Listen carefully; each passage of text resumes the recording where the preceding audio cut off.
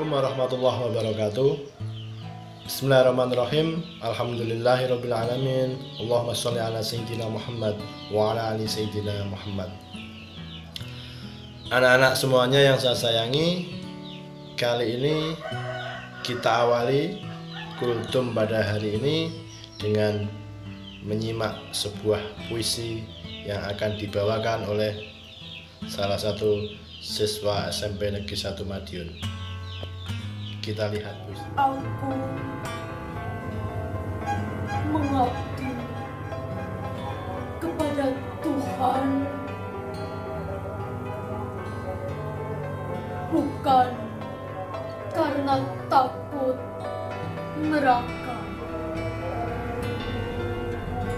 bukan pula karena mengharap surga.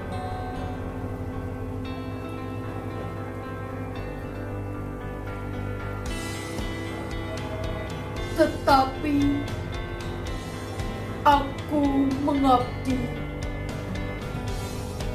karena cintaku padanya.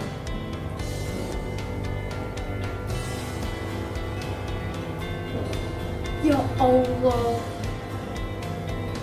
jika aku menyembahmu karena takut neraka, bakarlah aku di dalamnya.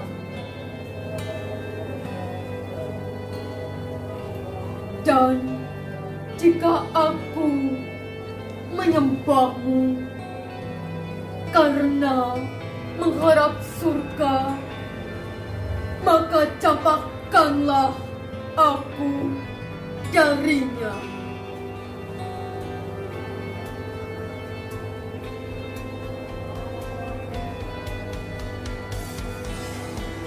Tetapi jika aku menyembahmu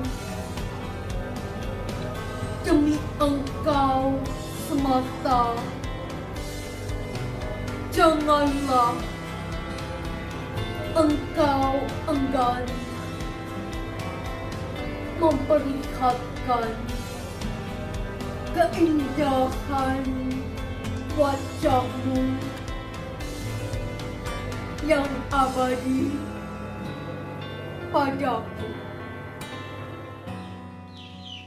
Puisi tersebut adalah dari seorang sufi wanita yang bernama Robiah Al-Adawiyah. Puisi tersebut menceritakan bahwa kita seharusnya beribadah itu semata-mata karena Allah, bukan karena takut pada sesuatu yang diciptakan Allah, neraka, bukan juga karena kita mengharap sesuatu yang diciptakan Allah, surga. Bahkan dalam puisi tersebut sangat ekstrim. Kalau dia itu mengharap surga, maka dia meminta kepada Allah untuk melemparkan dia dari surga. Jika dia beribadah takut neraka, maka dia berdoa agar dia dimasukkan ke neraka itu sekalian. Anak-anak sekalian, itu adalah gambaran ikhlas. Kita beribadah ikhlas lillahi ta'ala, semata-mata mengharap ridho Allah ta'ala. Lalu bagaimana ketika kita beribadah tidak seperti itu? Kita beribadah karena kita takut dosa, kita berharap pahala, kita takut akan siksa neraka, kita berharap surga. Apakah itu salah? Ternyata tidak. Itu adalah gambaran bahwa segala sesuatu itu punya sebab dan akibat. Dalam Al-Quran sendiri, kata surga disebutkan sebanyak 77 kali, sama dengan kata neraka di Al-Quran tersebut sebanyak 77 kali pula. Di sini Allah melalui Al-Quran menjelaskan ada konsep tentang surga, ada konsep tentang neraka, di mana itu adalah sebuah konsekuensi logis.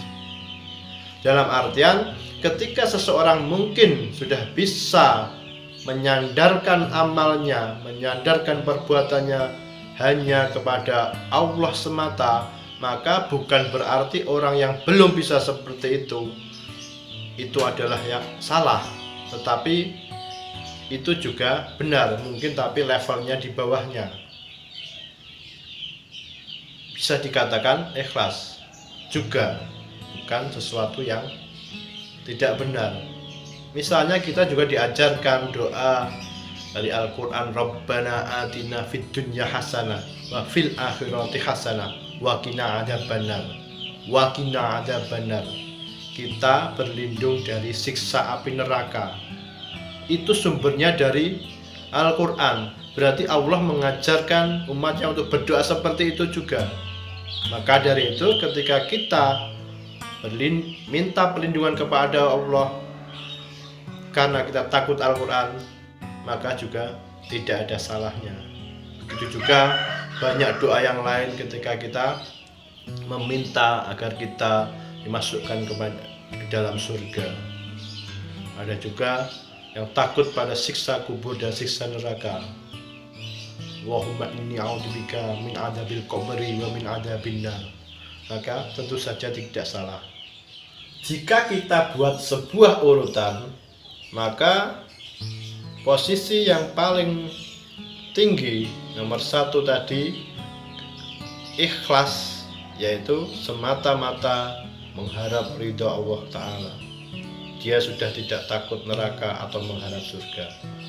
Maka posisi di bawahnya yang kedua ini yaitu dia beribadah karena dia ingin pahala, karena dia tidak ingin berdosa, karena dia ingin surga, karena dia takut neraka. Itu bisa dikatakan ikhlas, tapi pada tingkatan yang di bawahnya. Ada lagi tingkatan yang ketiga, yang mana ini paling bawah di antara tiga ini.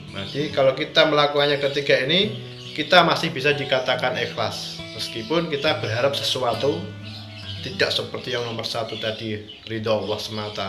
Seperti apa? Misalnya seperti ini, kita bersedekah.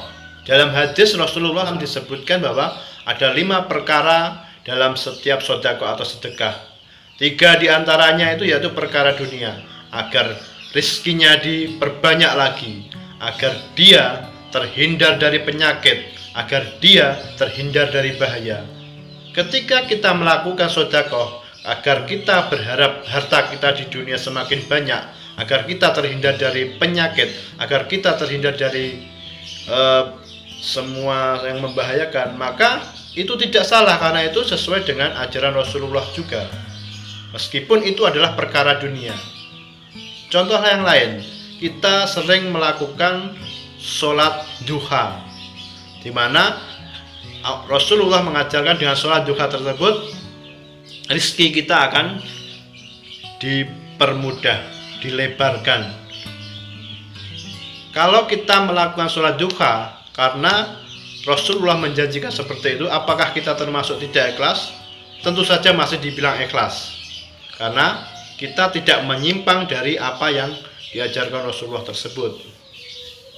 Contoh lain, kita sering sholat malam, sholat tahajud, dengan harapan seperti yang dikatakan Al-Quran, asabayakuma rabbuka maqama mahmuda, mudah-mudahan Allah memberikan tingkat derajat yang tinggi kepadamu, kedudukan yang tinggi, karena melakukan sholat tahajud di sepertiga malamnya akhir. Maka ketika kita melakukan sholat tahajud karena berharap sesuatu yang ada sangkut pautnya dengan dunia, agar kita mempunyai kedudukan yang tinggi, agar kita mempunyai jabatan yang bagus. Tetapi itu juga dikatakan dalam Al-Quran seperti hal tersebut. Jadi Allah itu seperti menjanjikan orang yang sholat tahajud di malam hari juga akan mendapatkan maqama mahmuda. Sesuatu yang berbau dunia tersebut tetap kita diperbolehkan.